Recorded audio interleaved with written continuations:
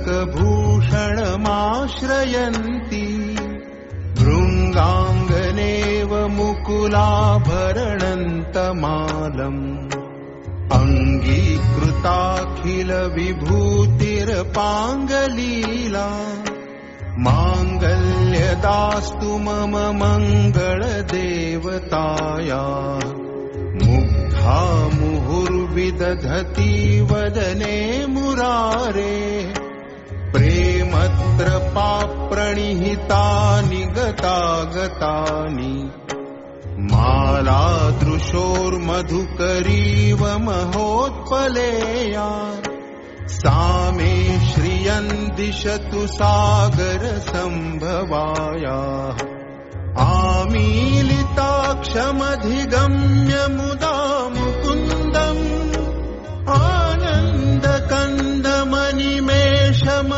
आनन्दकन्दमनिमेषमनङ्गतन्त्रम्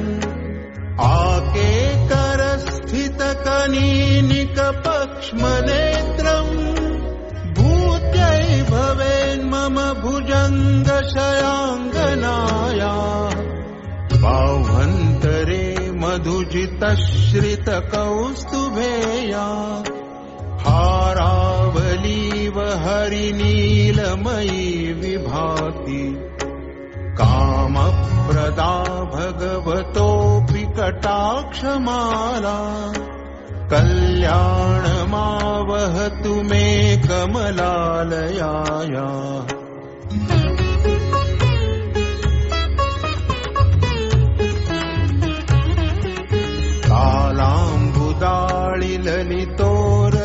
कालाम्बुदाळिललितोरसिकैटभारे धाराधरे स्फुरति यातडिदङ्गनेव मातुः समस्तजगतां महनीयमूर्तिः भद्राणि मे दिशतु भार्गवनन्दनाया प्राप्तं पदं प्रथमतः खलु यत्प्रभावात् माङ्गल्यभाजि मधुमाधिनि मन्मथेन मय्यापतेत्तदिह मन्थरमीक्षणार्धम् मन्दालसञ्चमकरालय कन्यकाया विश्वामरेन्द्रपदवीभ्रमदानदक्षम् आनन्दहेतुरधिकम् मुरविद्विषोऽपि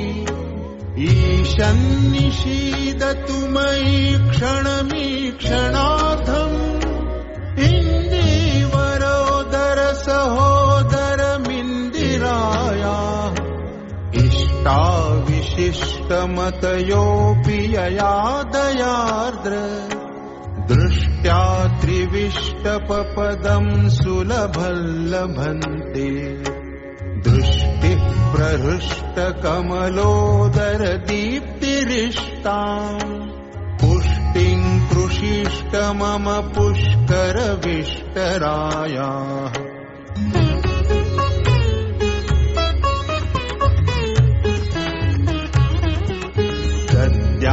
दयानुपवनो द्रविणाम्बुधाराम् अस्मिन्न किञ्चन विहङ्गशिशौ विषण्णे दुष्कर्म घर्ममपनीय चिराय दूरम् नारायण प्रणयिनी नयनाम्बुवाह धीर्देवतेति गरुडध्वज सुन्दरीति शाकम्भरीति शशिशेखर वल्लभेति सृष्टिस्थितिप्रलयकेलिषु संस्थिताया तस्यै नमस्त्रिभुवनैकगुरोस्तरुण्यै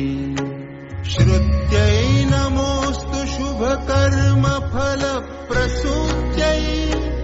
रत्यै नमोऽस्तु रमणीयगुणार्णवायै शक्त्यै नमोऽस्तु शतपत्रनिकेतनायै पुष्ट्यै नमोऽस्तु पुरुषोत्तमवल्लभायै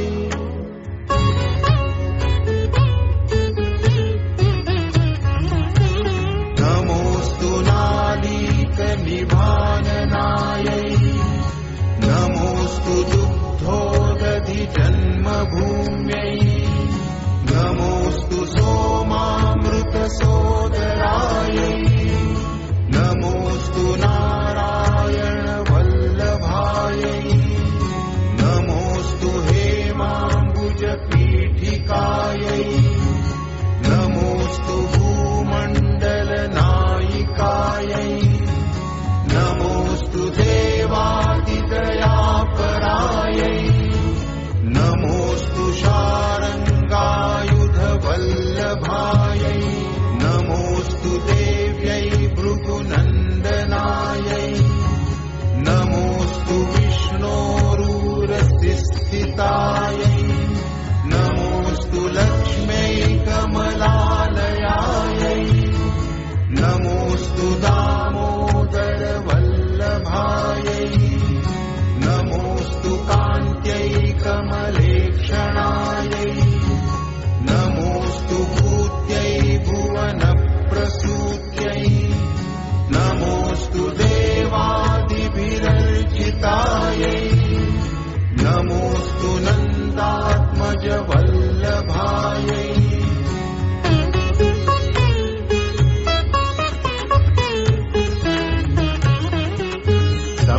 सम्पत्कराणि सकलेन्द्रियनन्दनानि साम्राज्यदानविभवानि सरोरुहाक्षि त्वद्वन्दनानि दुरिताहरणोद्यतानि मामेव मातरनिशङ्कलयन्तु मान्ये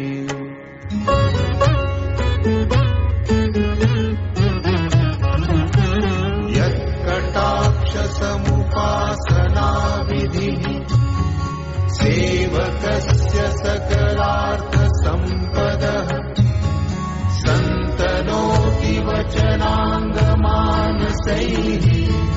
त्वां मुरारिहृदयेश्वरीं भजे सरसिजनिलये सरोजहस्ते धवळतमांशुकगन्धमाल्यशोभे भगवति हरिवल्लभे मनोज्ञे त्रिभुवनभूतिकरि प्रसीद मह्यम्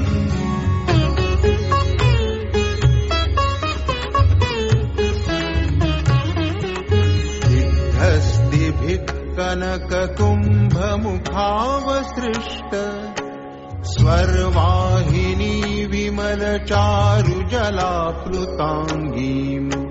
प्रातर्नमामि जगतां जननीमशेष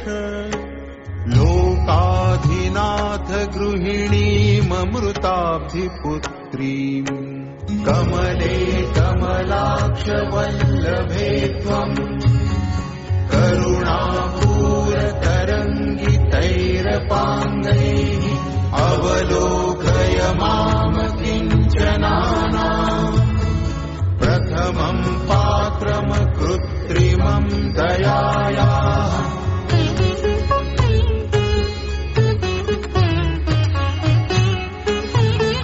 देवि प्रसीद जगदीश्वरि लोकमातः कल्याणगात्रि कमले क्षणजीवनाथे दारिद्र्यभीतिहृदयं शरणागतं माम् आलोकय प्रतिदिनं सदयैरपाङ्गैः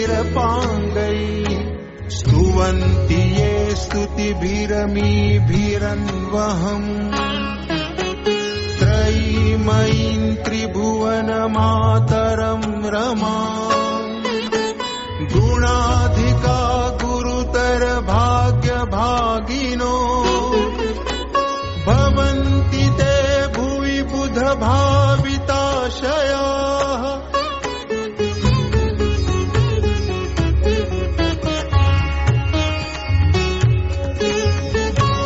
इति श्रीमच्छङ्कराचार्यकृत श्रीकनकधारा स्तोत्रम् सम्पूर्णम्।